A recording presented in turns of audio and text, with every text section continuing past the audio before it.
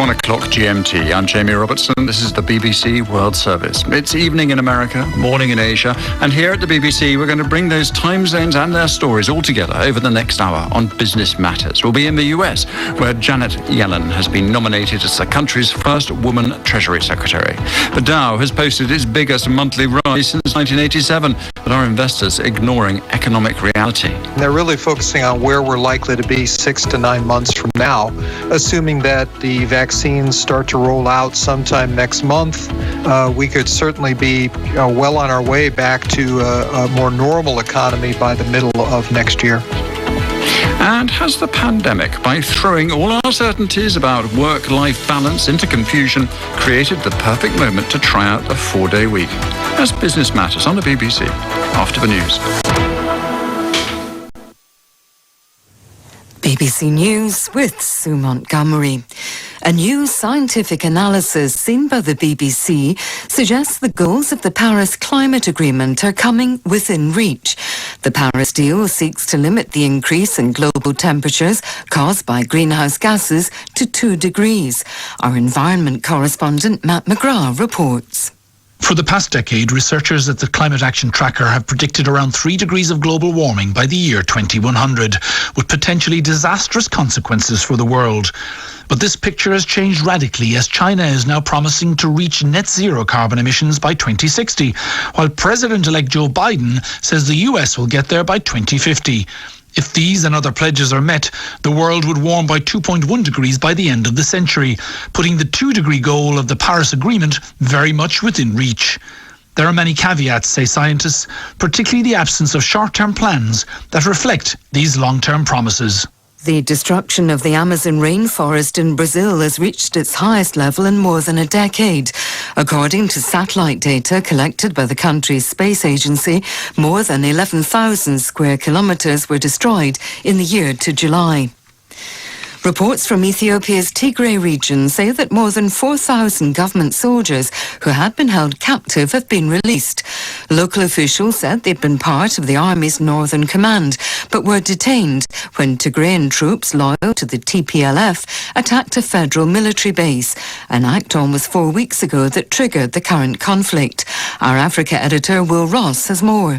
A separate statement has come from the government of Ethiopia saying that thousands of soldiers were welcomed in Tigray's neighbouring region, the Amhara region. They didn't link it to that release, but it seems that we're talking about the same group of soldiers, and it's possible, because we know that there's been a lot of pressure on the Tigrayan forces, that it has been difficult for them to hold these people in detention, to keep feeding them, etc., so they have released them. Armenia has handed over the last of 3 districts it agreed to give to Azerbaijan as part of a peace deal to end fighting in the disputed region of Nagorno-Karabakh. The peace agreement was signed in early November after more than 6 weeks of fighting between the 2 countries. Our Caucasus correspondent Rehan Dimitri reports. After 28 years of Armenian control, Lachin is being returned to Azerbaijan. But the Azeri army will not have control of the so-called Lachin Corridor, a 5-kilometer strip of land connecting the Republic of Armenia to the Nagorno-Karabakh enclave. A road along the corridor is being guarded by Russian peacekeepers to ensure the safe passage of ethnic Armenians returning to Nagorno-Karabakh. World News from the BBC. Wisconsin and Arizona have become the latest US states to certify Joe Biden's victory in the presidential election. Donald Trump is continuing his attempts to contest the results, despite suffering a series of court defeats. His campaign paid for a partial recount in Wisconsin. Donald Trump's controversial special advisor on the coronavirus, Scott Atlas, has resigned. According to a statement quoted by Fox News, Dr. Atlas said he'd focused on saving American lives since his appointment in August, but he's faced intense criticism for his outspoken support for reopening the economy. The World Health Organization has urged Brazil and Mexico to do more to halt the spread of the coronavirus following a surge in the number of cases and deaths. The head of the WHO, Tedros Adhanom Ghebreyesus, said the situation in both countries was very worrying and the authorities should be serious about tackling the disease. The British retail group Arcadia has gone into administration, putting 13,000 jobs at risk. It owns some of the UK's best-known clothing brands, including Topshop and Dorothy Perkins. Here's our business correspondent, Emma Simpson. Arcadia had been struggling long before the pandemic, suffering from years of underinvestment and more recently overtaken by newer, nimbler online rivals such as Boohoo and ASOS. The lockdowns and local restrictions have created nightmare conditions, even for the strongest retailers. They were the final nail in the coffin for Arcadia. They'll now start to look for a buyer for the brands and assess all options for the group. The US Coast Guard in Florida has described the rescue of a sailor who survived by clinging to the bow of his capsized motorboat as incredible. Stuart B. was picked up by a container ship 90 miles out to sea after a search and rescue operation. BBC News.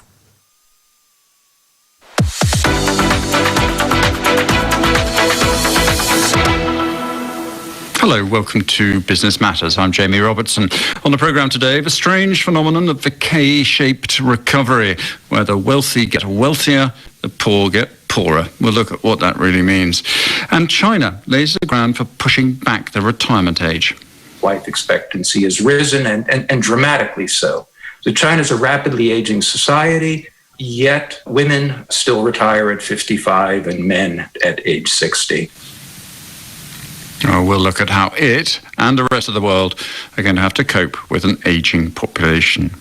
I'll be joined throughout the programme, as ever, by two guests on opposite sides of the world. Erin Delmore, political reporter based in New York, but actually joining us from southern Vermont. Erin, welcome to the programme again. Hi, Jamie. Thanks. Glad to be here. All right. And Yoko Ishikura, who's Professor Emeritus at Hitotsubashi University, joins us from Tokyo. Yoko, nice to have you. Great.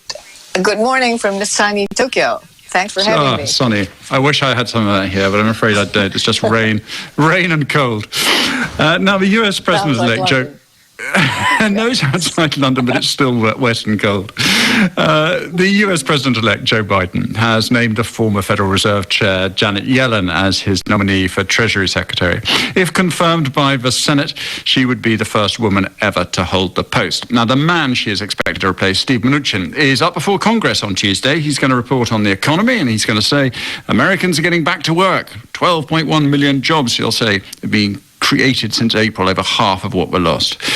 Not everybody is quite so bullish. The chair of the Federal Reserve, the central bank, Jay Powell, will also be giving evidence. A still surging pandemic, the logistics of deploying any vaccine, he says, makes the economic future challenging. Now, what do the markets make of all this? Well, they seem to be backing Mr. Mnuchin. The stock market did fall on Monday, the last day of the month, but investors could live with that after gains they have racked up. I asked the independent investment consultant, Peter Jankowskis, what had made the Dow's 11.8% rise in November the best monthly performance since January 1987. I think the bigger story is really the positive news on the COVID vaccines. If you looked at the markets day to day, those announcements were the trigger for the biggest moves and the ones that also were associated with the shifts in the outlook, if you will, toward economically sensitive types of stocks. But what about economic activity? Has the market just been ignoring that, or are there some signs around that things might be getting back to normal? Well, I think for the most part, they're ignoring the outlook today, and they're really focusing on where we're likely to be 6 to 9 months from now, assuming that the vaccines start to roll out sometime next month, are fairly widely adopted, say by March or April of next year. We could certainly be well on our way back to a more normal economy by the middle of next year. But we're going to have a huge number of people out of work. We're going to have a huge number of people who aren't getting any kind of welfare payments or any kind of help from the government. We're going to get a large part of the economy which has just been, well, really cut off, hasn't it? Certainly, it's a large number of people, and I don't mean to emphasize their individual pain through this environment. But on the other hand, a large segment of the economy has basically had its ability to spend curtailed. You look at, kind of your upper middle class people that are used to going out to eat, a couple times a week, et cetera. They're not able to do that. And they've picked up their savings by a tremendous amount. You can see that actually in data where savings rates have increased. So while there certainly are segments of the economy and of the workforce that have been hurt, there's also a pent-up amount of cash that's out there that is going to be available to spend when the economies really start to open up again. So what you're talking about is what President-elect Biden's been calling the K-shaped recovery, where you get one part of the economy which is doing great, and you have another part of the economy that's doing badly. And in that circumstance, you find the stock market's doing very nicely, thank you very much, because they're obviously going to benefit from the investments of the well-to-do. Indeed. I think it comes down to not so much the different parts of the economy, but overall the segments of the population. It's a much larger part of the human factor that's being hurt here than of the actual economics. That's Peter Jankowskis there. We're going to be looking more closely at the human factor in the second half of the programme.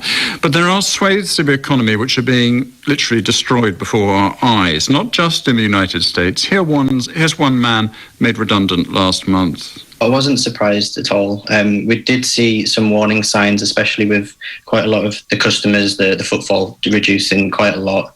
It was quite clear, especially because after lockdown, when we reopened, there was just not a lot of customers at all. In Burton specifically, we had a lot of suit fittings and we just weren't able to fit correctly because of government guidelines. We weren't able to interact with customers the same way that we usually would. That man's name, Grant Doherty. He worked for a shop called Burton, and he's just one tiny, albeit human, part of the UK's biggest corporate collapse of the pandemic. This retailer, Arcadia, went into administration. It's internationally known for its Topshop brand and its flamboyant owner, Sir Philip Green. But it's also become a textbook example of how the retailers of yesterday have been wiped out by the pandemic and also the emerging digital economy. Here's Jonathan Ely, who's retail correspondent of the Financial Times.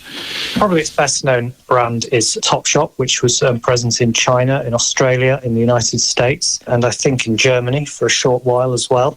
So that's quite a well-known brand globally, made famous, of course, by its association with Kate Moss, the supermodel. And most of the other brands are largely sort of domestic UK brands, things like Dorothy Perkins, Miss Selfridge, Wallace, Evans, Burton, which had a very long heritage as a menswear supplier long before Arcadia came to own it. So it has less of a presence now in the UK than it used to have. It is a shadow of its former self. But anyone over the age of 30 will remember the sort of late 90s and the early noughties when this company really was at the top of its game.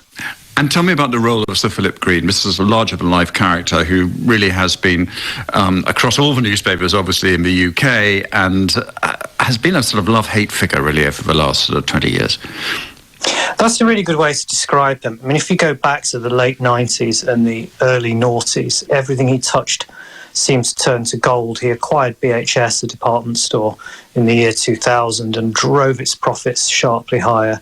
He acquired Arcadia in 2002, mostly with money that he borrowed from financiers. And again, within a couple of years, he'd increased profits.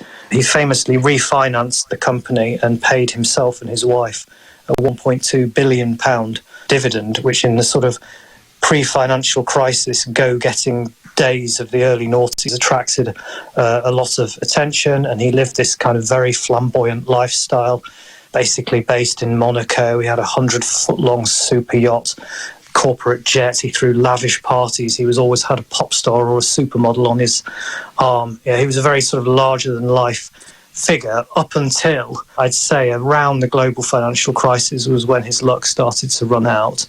So why has Arcadia failed? Is it because it's just a victim of the pandemic, or is there more to it than that? Both of those statements are true. So it is certainly a victim of the pandemic. Mid-market fashion is a really, really competitive sector to be in, to start with.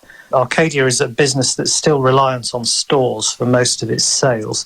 So, of course, when the lockdowns came along in the UK and elsewhere in the early parts of this year, the company was basically laid low. It does sell some things online, but its online offering is relatively underdeveloped. It also sells a lot of sort of party wear and going out wear to younger consumers, and of course during the first lockdown in the UK, nobody was partying and nobody was going out and nobody was going on holiday or going to weddings or going to work, even in many cases.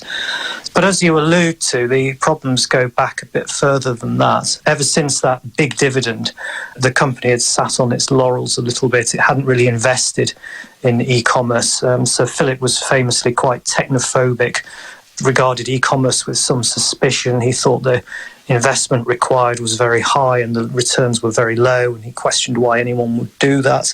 But of course, the people who did do that are now reaping the rewards. And I think he's just been outmaneuvered by a lot of other brands in that space, both big, people like H&M and Zara, and small people like Boohoo, which in 2005, when Sir Philip paid himself that enormous dividend, Boohoo didn't even exist. Now it does over £1 billion of sales a year. That's Jonas Neely, the retail correspondent of the Financial Times. Erin and Yoko, what I want to really talk about here is the kind of extraordinary times we live in, where we get this kind of economic destruction that's going on, but also an enormous amount of wealth creation going on in certain sections, and also large numbers of poor people being created really within these economies, and where that takes us, and whether governments or society or economies are capable of actually dealing with this situation. Erin, the first thing I really wanted to ask you is whether you think the Biden administration has grasped this idea of the K-shaped recovery, this idea that we've got a really widening gap of rich and poor, wealthy and poverty.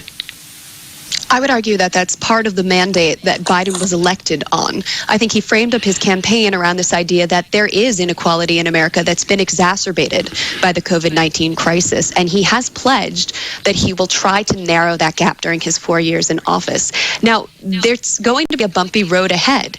There are a couple of big ticket items that have been perceptively checked off up until this moment.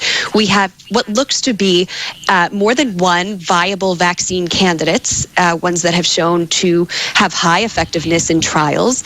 And of course, with Biden's election, that has calmed some investors' fears. And there is a thought among Wall Street that this will return stability to Washington. So consider that 2 check marks. But look ahead a little bit. That vaccine needs to be created, it needs to be scaled, and it needs to be distributed. And those are massive question marks heading into the next Biden administration. And also a lot of that's going to come too late, isn't it? For a lot of the kind of jobs which have been lost, a lot of the kind of businesses which have been lost, for instance, in the entertainment sector and the travel sector, those sort of areas, they're not going to come back, are they, just because we've got a vaccine? I mean, even though people might want to, the jobs aren't going to be, the businesses aren't going to be there. Not those businesses and not those jobs specifically. And Jamie, for a lot of people who are working or have lost their jobs or small business owners, the moment has passed. I spoke to so many people in New York City early in the spring and in the middle of the summer who were telling me we are, especially think about restaurant owners, but I remember specifically a restaurant owner saying, we might close tonight. Depending on how much money we can bring in during dinner this Saturday night, we might close. And sure enough, the next day they were closed. I remember speaking to a waiter that day, he had tears in his eyes. So for a lot of people, the funding came, it wasn't enough to sustain them, and it wasn't replenished, and those jobs are gone. Yeah, we're going to be talking about that more actually in the second half of the programme, and have some quite sort of poignant sort of stories of people who've had those kind of experiences in the States. But Yoko, in Japan, what is the situation like that? I get the impression, but I may be completely wrong here, that the division isn't quite so wide between the rich and the poor. Exactly. And I think that we don't have that much of an inequality, quote unquote, in Japan. So people are not that much aware of it. And I think it's been the case.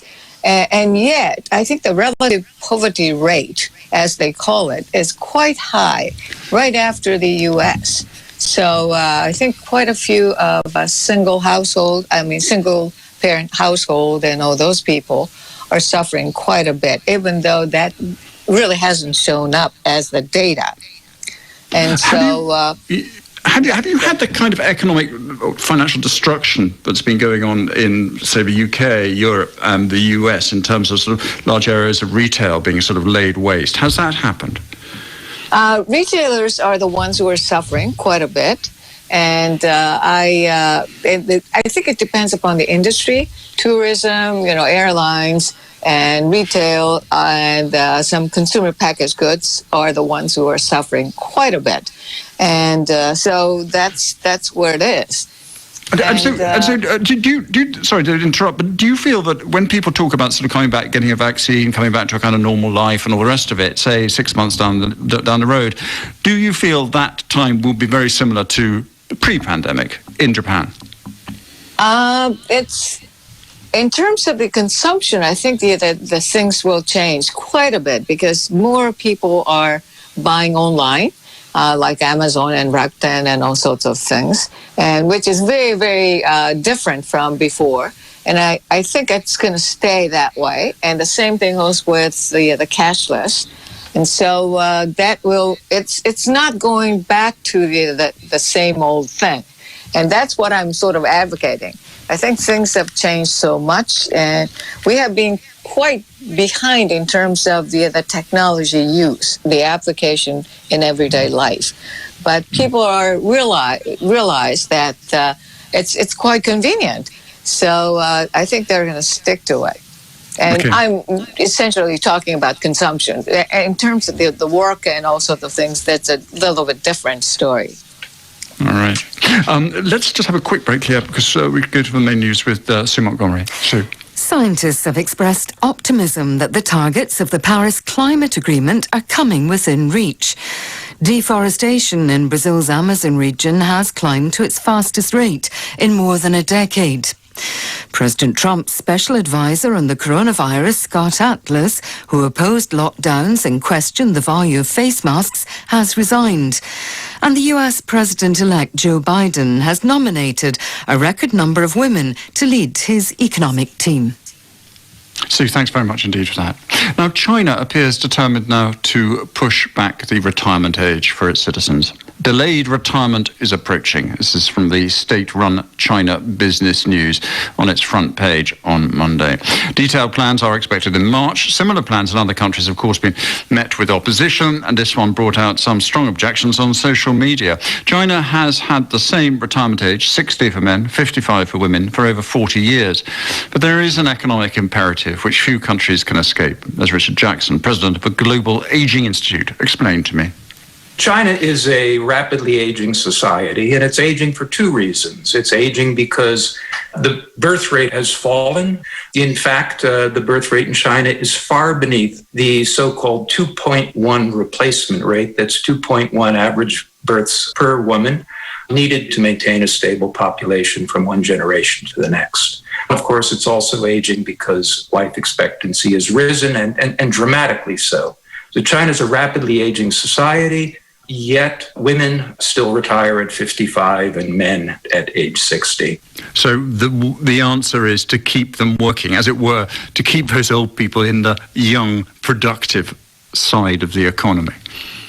Yes, absolutely. And countries around the world have found that along with their changing demographics and along with development that they need to raise retirement ages. Of course, the fully developed economies came to that realization first. In Europe, in the United States, where the Social Security retirement age is being raised from 65 to 67.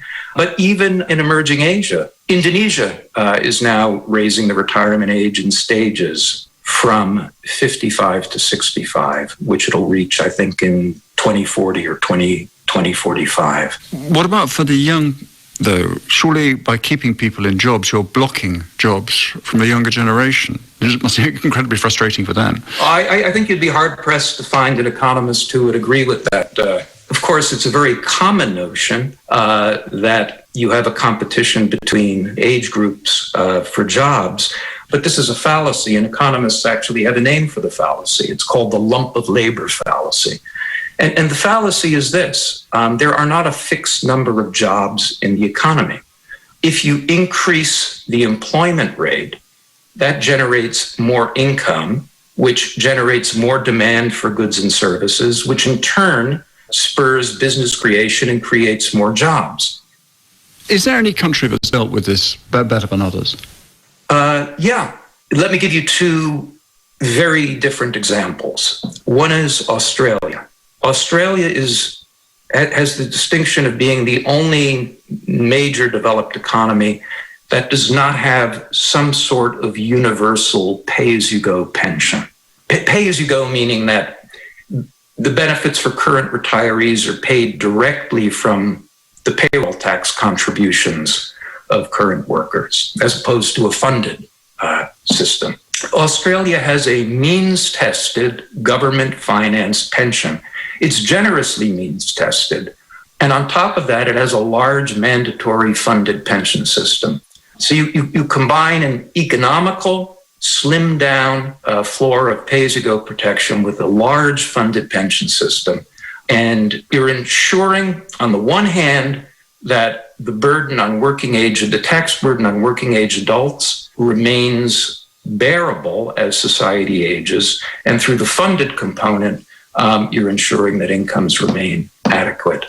If your preference is for a large government role, you can follow the Swedish model, which is to essentially index the pension system to demographic change. So as life expectancy rises and as the ratio of working age adults to pensioners falls, benefit levels are automatically adjusted so that the tax burden remains unchanged.